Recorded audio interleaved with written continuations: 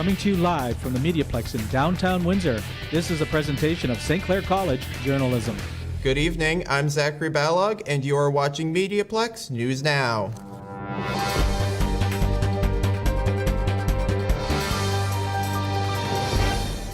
Just yesterday, Canadians wishing to cross the border ran into some delays. Ambassador Bridge traffic came to a halt because possible explosives were found near the bridge. One person is being held in custody. We are glad to announce that Crime Stoppers is back with us as a community partner. Here is Constable Sarah Werstein. Essex County OPP are actively investigating a series of mischiefs to businesses who reported that their phone and cable lines were cut. The incidents occurred between September 11th and the 24th in the towns of Essex, Leamington, and Kingsville. Photographs of the suspect and vehicle are available on our website, Facebook, and Twitter. If you have any information relating to these mischiefs, contact the Essex County OPP Street Crimes Unit, or should you wish to remain anonymous, call Crime Stoppers at 519-258-TIPS or leave a tip online at catchcrooks.com. A reminder that with Crime Stoppers, you remain anonymous, you do not have to testify in court, and you could earn a cash reward of up to $2,000 if your information leads to the arrest of the suspect. I'm Police Coordinator Sarah Werstein. Even if it's fall, do you ever wonder if it's safe to swim at the beach? Jasper Cha has the answers. Although summer is over and many beaches are closing, there could still be a risk of bacteria in the water. Even though there may not be a high risk of people being sick from the waters, people should still be careful. Katie Samler, a water quality scientist at IRCA, says even though with the low risk, there are still some things to look out for. We need those eyes on the ground because we can't be everywhere. So if someone who lives with a creek running through their property, they'll have a good idea of what that thing normally looks like. So if they see something different, if they see like an oily substance in the water, or if the color of the water is different, or if they notice a smell coming from the water, then they should call the Spills Action Center, which is the Ministry of Environment, and they'll send their compliance officers out to take a look. For more information, more can be found on the Health Unit's website. For MediaPlex News, I'm Jasper Cha. If you're looking to make plans Friday night, Isabella Spadafora has the solution. The Downtown Windsor Business Improvement Association is commencing a pilot project, the Night Market, which will begin on October 8th.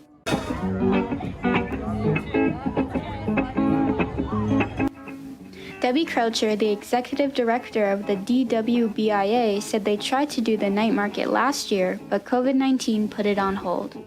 However, the DWBIA has hope. Now that we've been running the market successfully for 18 months, we feel confident that we can do a night market as well. Croucher said there will be 40 vendors at the night market. There are more than 30 people on the wait list to register as a vendor. Katie Stokes, co-owner of Whiskey Jack Boutique, has a shop located on Maiden Lane in downtown Windsor. Stokes said, "It would be great to see a night market happen more regularly in the downtown core. I love the vibe that events bring to the neighborhood." Croucher said there will be a cross-section of artists and artisans at the farmers market. So much talent in this region and are selling their products that range from jewelry to baked goods to all sorts of arts and crafts, and it's really neat. The regular farmers market happens every Saturday on Polisher Street. Expect to see these vendors in October. Brand Dead T-shirts, Yasmin's Shop, Rena's Bakehouse, Whiskey Jack Boutique, What's Popping, Popcorn Factory, and many more. Mark your calendars for October 8th, 6 p.m. to 10 p.m. for the debut of the night market in downtown Windsor. For more information, go to the DWBIA website or their Instagram. From MediaPlex News, I'm Isabella Spadafora. Even through the trials of the pandemic, St. Clair College is thriving. Colin Bannon reports. St. Clair College has seen an increase in enrollments this year as in-person classes come back. St. Clair College has seen over 14,000 students enroll in the semester, which is much greater than last year, a time when online learning was the norm. The students are located all across Ontario, from the Windsor, Chatham, and GTA campuses. Over 7,000 students enrolled are domestic students, and over 3,000 are international students. The increase in students has given great opportunities for student-based events to come back, and other things such as sports and study workshops. The COVID-19 pandemic stripped many in-person resources from students back in 2020, but since the vaccination rates have gone up, the in-person learning aspect has come back to St. Clair. Staff at St. Clair hope the vaccination rate will go to be 94% by October for staff and students. For MediaPlex News, I'm Colin Bannon.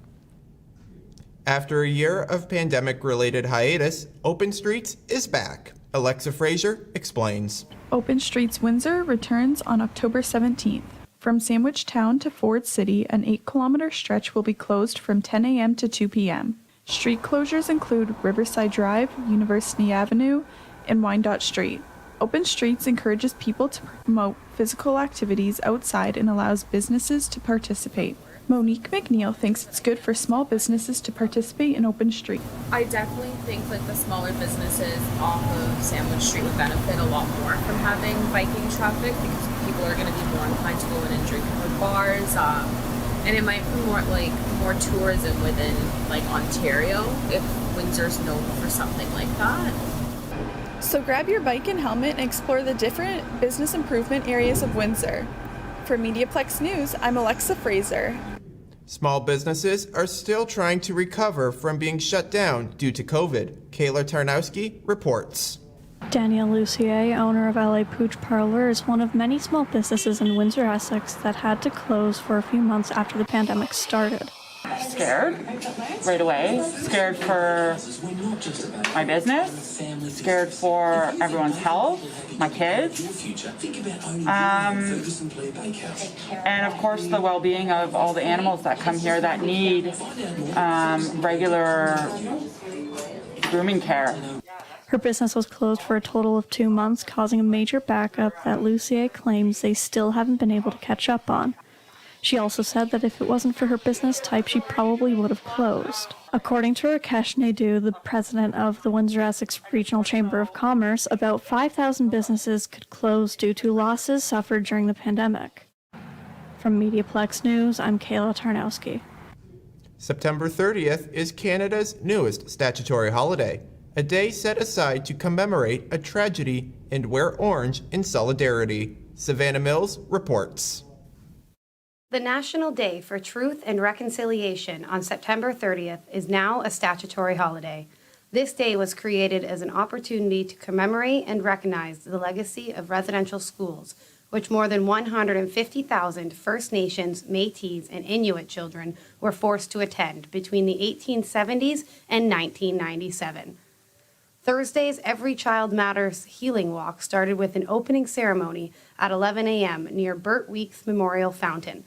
The walk began at 1 p.m. from Burt Weeks Memorial Fountain, moved eastwards towards Assumption Park with a speaker on the importance of truth and reconciliation. Amber Lee John, an intergenerational survivor of residential schools, tells us what she hopes for the future of this day.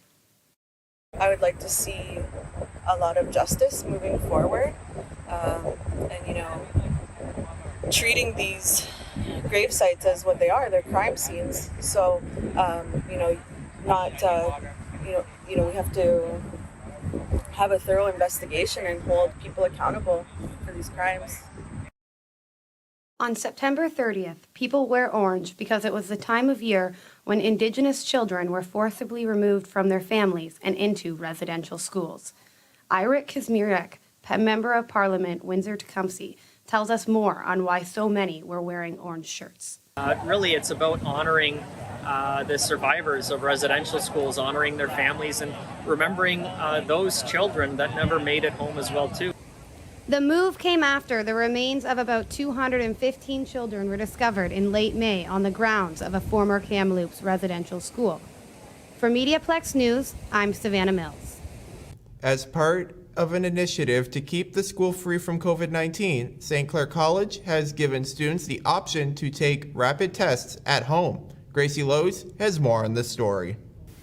St. Clair College has started to enforce new COVID-19 precautions. With the return of in-person classes, students at St. Clair College have had to take part in more COVID-19 protocols to help keep Saints Nation a safe place. In order to take part in face-to-face classes, it is required that students must have one of two things. You must be double vaccinated or show proof of negative COVID-19 tests every 72 hours. Amelia Wilson is a first-year public relations student at St. Clair College who is still waiting for her second vaccination shot.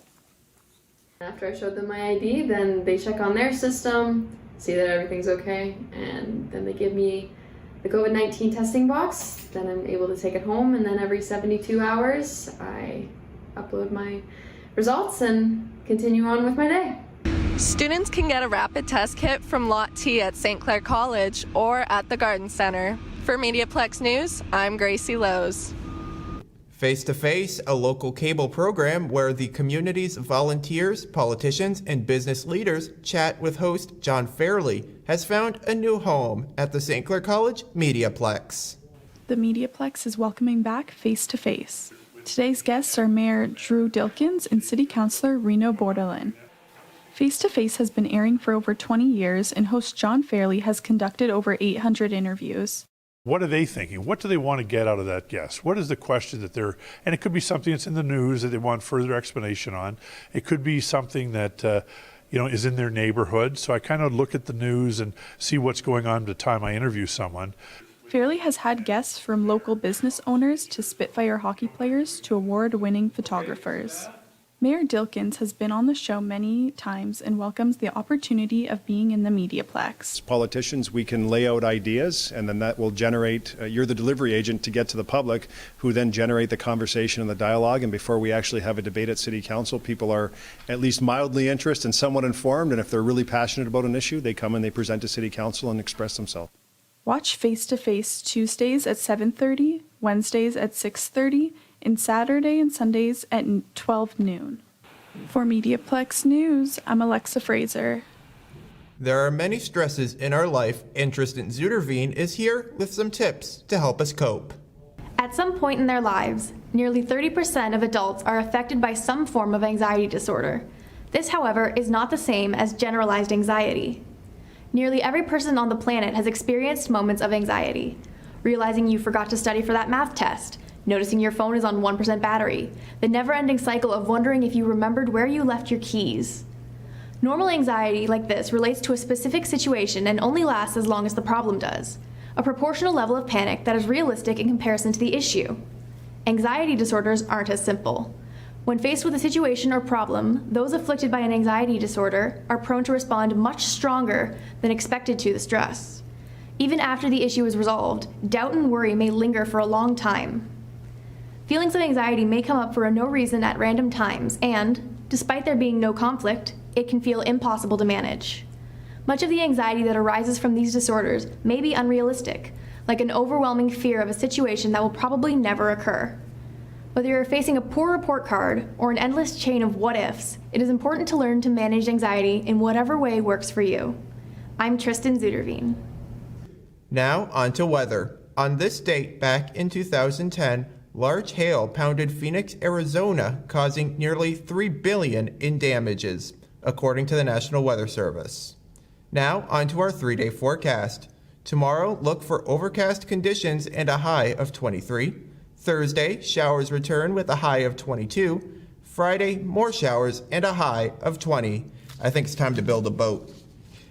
It's a new school year, and I am starting a new feature for the show called Did You Know? Today's topic, the Ambassador Bridge.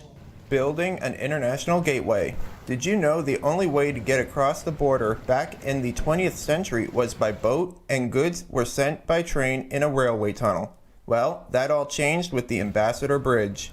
The bridge was built in 1927 at a cost of $23 million, and according to the Windsor Public Library, it was completed in November 1929.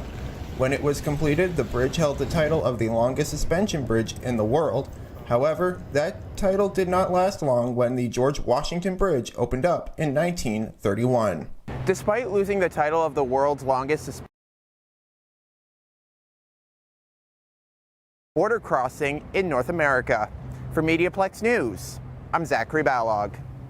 What was once a popular Windsor stage for local musicians located in Jackson Park has fallen into disarray over the last few decades But as Madeline Mazak explains, one Facebook group is dedicating itself to resurrecting the old and forgotten structure. Just a little further, here we are. I played on that band shell in 1972, and that's quite a few years ago.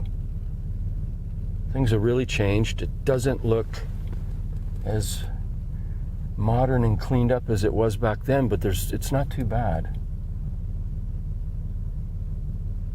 I think it's worthy of restoration. I'd like to see that happen. Can you tell me a little bit about 1972 Battle of the Bands? Yeah, well, that night was exciting, except for one thing. It poured rain. It was thunderstorm like crazy. We came out on stage. It was our turn to play. We came out on stage, and there's a microphone stand over here, one right here, and the band's all ready and set up to play. And I go up to the microphone with my hands on my electric guitar, both hands, and I go, "Hey, everybody!" And the microphone, it felt like a pair of pliers grabbed my face because I got a shock like you wouldn't believe it. Because I was standing in a puddle of water. Gosh. And knocked me back. My eyes were watering, and and then we just played. But everyone was out here because this was the show that ended the summer. End of the summer for the people that were here, but the end of the summer for the people playing in the bands too. Yeah. We went to school 2 days later. Yeah, that's what we did. We were garage bands. That's what we were. We're not professional, total amateurs. Those were the rules. You had to be an amateur to enter the battle. It was a thrill, absolute thrill. It's a great memory. Oh yeah. And now we have this amazing stage still pretty much intact, and a perfect spot for people to view again if we wish.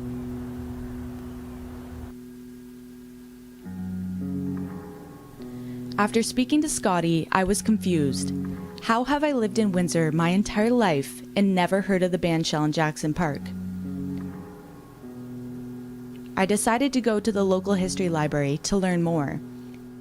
If the bandshell once meant so much to so many people, why is it forgotten today?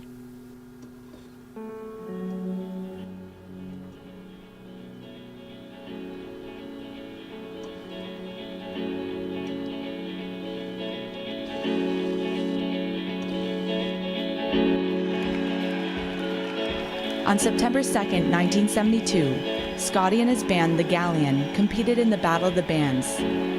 Thousands of people weathered the storms that night to watch the competition. Labor Day weekend in Windsor back then meant one thing: the Firefighters Field Day, an annual fundraiser for the Firefighters Benefit Fund.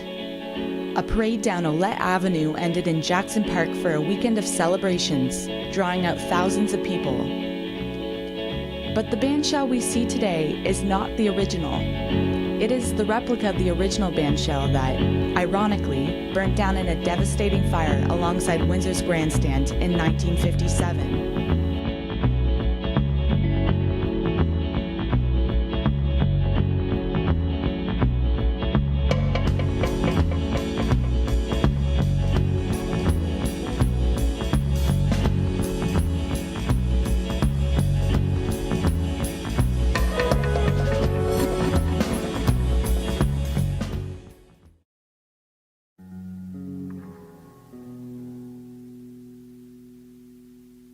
I was left with even more questions.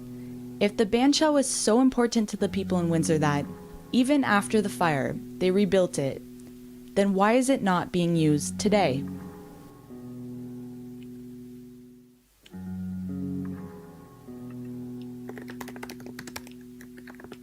I wondered if anyone else in Windsor wanted to see the bandshell restored as well.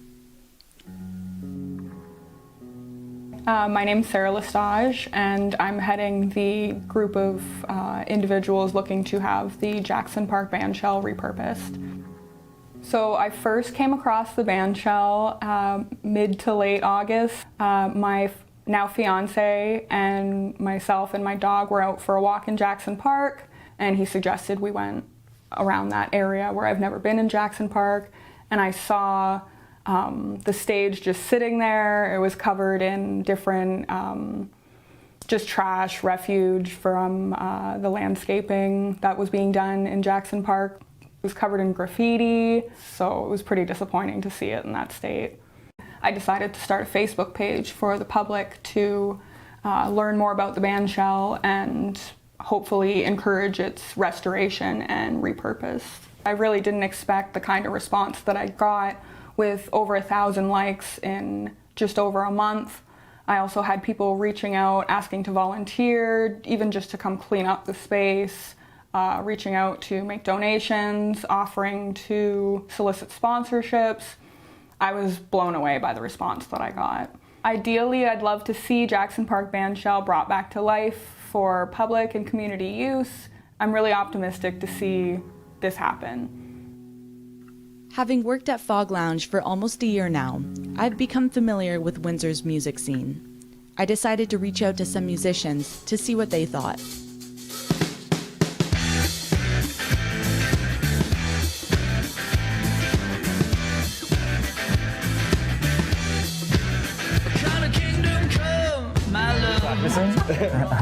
My name is Zach Vivier. I'm the bass player in Hutch. I'm Sebastian App. I'm the guitar player and lead vocalist in Hutch. Robbie Survey, the drummer in Hutch. Is this thing on?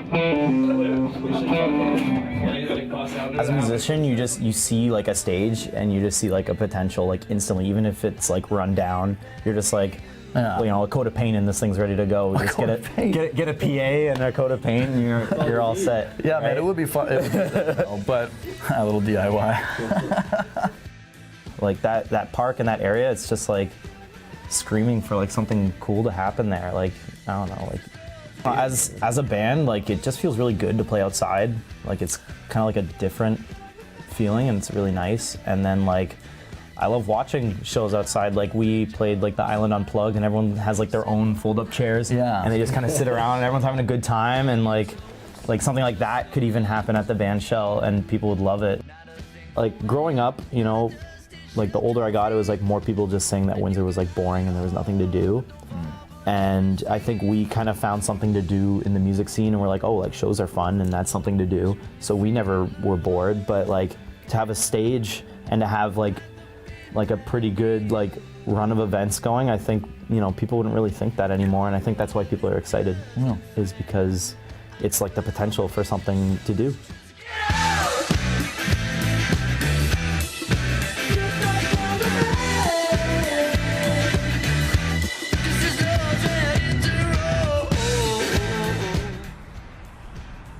Yeah, the memories at this stage, I have a few. They're rock and roll show memories. I made a lot of friends. Right here, this is where it starts. You could fit 5,000 people here, and more on the bleachers. There could be 5,000 people viewing an event off the stage. That would be amazing. It'd be thrilling. Hopefully one day, you know, we get to play on it or something, you know, would be absolutely amazing. I think that's like the biggest thing in my mind is just like, how can I help? What do I need to do? Like do we, like, if we need to raise, if we're doing this ourselves, then maybe we have a fest every year that literally raises money for it until the fest is at the stage, and then it graduates into this like awesome thing. Or do we need to have like a pasta dinner like everyone else? Like, what do we need to do? Like, what needs to be done? Pancake breakfast. Oh my God, dude. Fundraising. Pancakes. We got all the ideas, you know. It is said that necessity is the mother of invention, and as Albert Sharp explains, that even applies to musicians. Windsor is full of musicians looking to explore their passion, and while the allure of professional studios can be tempting for artists, the rise in music streaming is leaving many of them struggling to justify the price. We saw how expensive that became and how the music industry was shifting so that recordings weren't as lucrative as they used to be. So it got harder and harder to justify forking out, $10,000 to make a record that wasn't going to make back that much money, not that quickly anyway.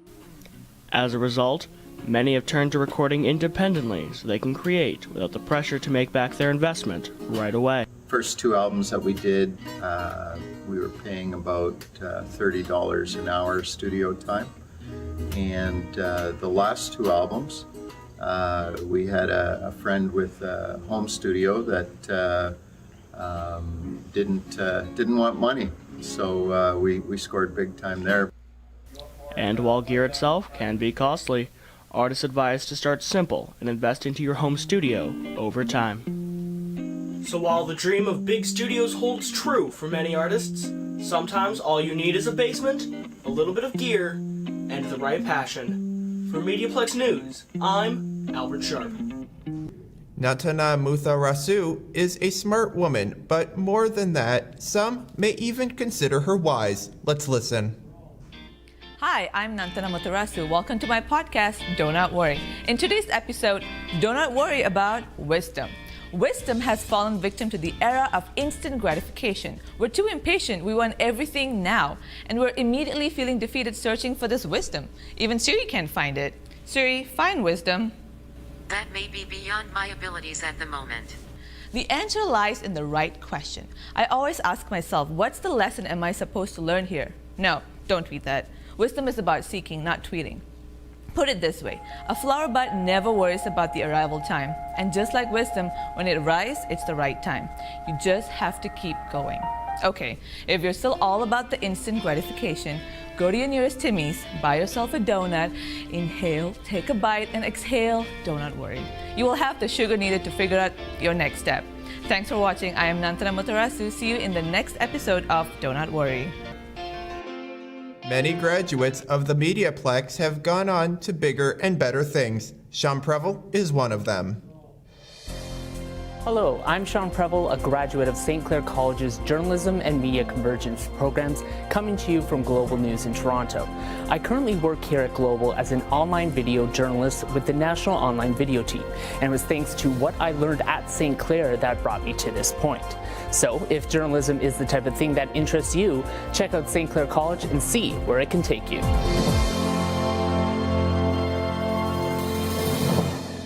Thanks for tuning in. I'm Zachary Balog, and you've been watching MediaPlex News Now.